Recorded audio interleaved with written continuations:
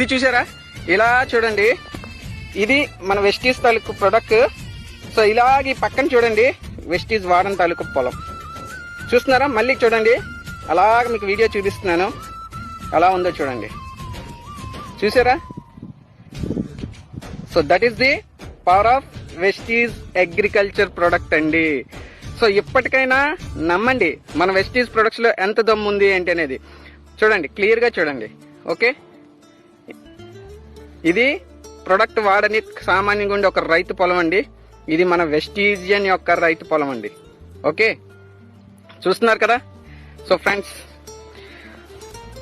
మనం రైతుని మహారాజు చేసే ఒక మహా యజ్ఞంలోనే ఇలాంటి అద్భుతాలు ఇంకా ఎన్నో మనం చూడబోతున్నాం.